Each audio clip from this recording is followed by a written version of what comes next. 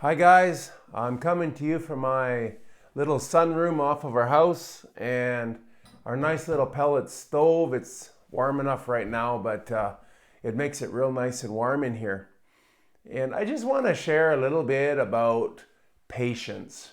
Now, I don't know if I am very good to talk about patience because I don't know if I qualify in my life if I've done things in patience or not. But you know, patience is one of the fruits of the Spirit, and it's something that we need to learn and to be involved in, to be into our life. And you know, I think of the story of Moses, and I don't know, you get back into the old stories, and so this is my new Bible I'm kind of excited about, and you know, Exodus chapter 2 is the story of Moses. He's born, and the children of Israel are in Egypt.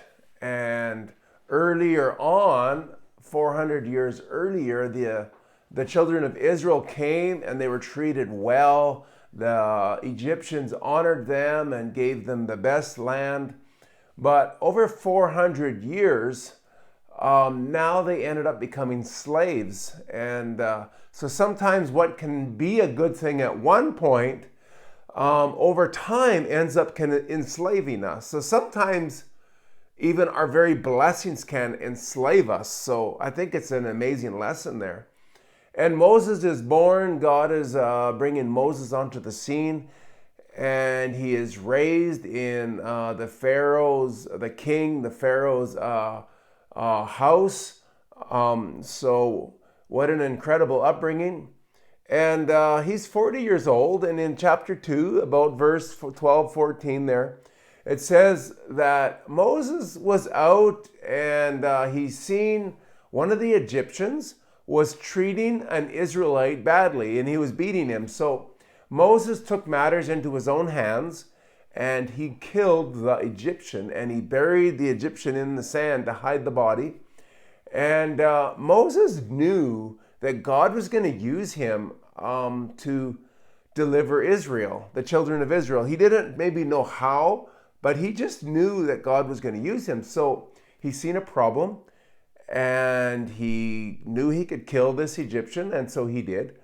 And so he thought, I am starting to deliver Israel, the children of Israel.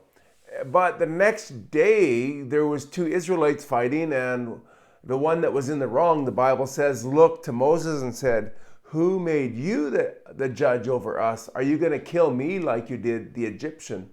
So the word got out that Moses had killed the Egyptian, and he had to run for his life.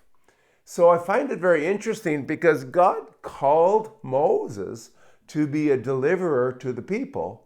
So when he started to do the thing that God called him for, he had to flee for his life. And he had to wait out in the desert. He was tending sheep and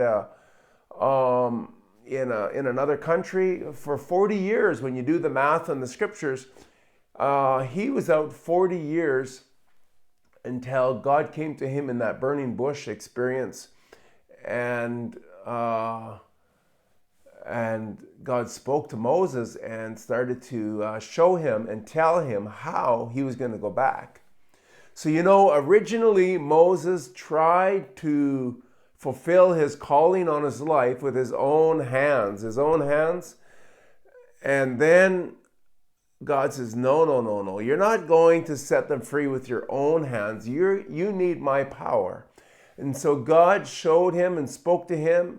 And essentially, God put his power upon Moses. So when Moses went back, this time he never went in to fight the Egyptians with his own physical strength, but he went in with the power of God. And he never actually fought anyone. It was the power of God at work through him. And in the end, he first tried, he killed one Egyptian and he was buried in the sand.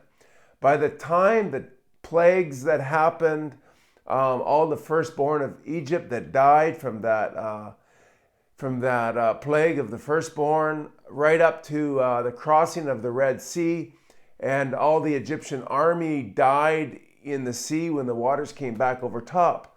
The numbers that died were thousands upon thousands, or whatever the number you would calculate. It's a massive number that died through Moses by the hand of God when God used Moses to fulfill the call on Moses' life with the power of God.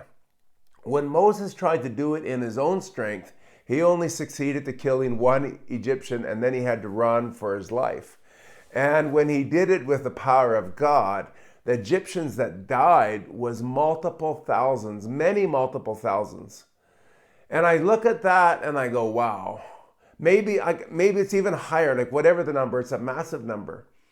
And of course, I'm not all about killing people, but the Egyptians represented the things of this world. It represented demonic strongholds. It represented, things that are not of God. It represented an earthly system and strangleholds and destruction and torment. So we need to kill the Egyptians in our lives. And I'm not talking about the nationality Egypt. That plays, you know what I'm saying.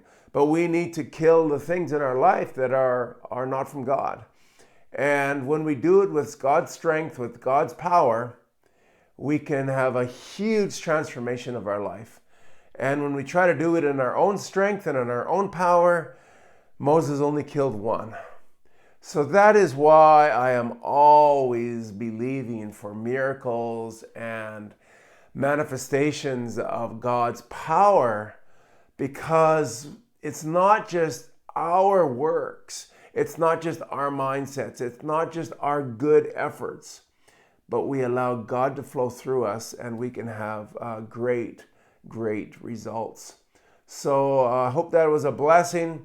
Let us not do things in our own strength, but let's make sure we've got the power of God, the blessing of God, the call of God on our lives, so that we do things in God's timing and in God's perspective to see tremendous results.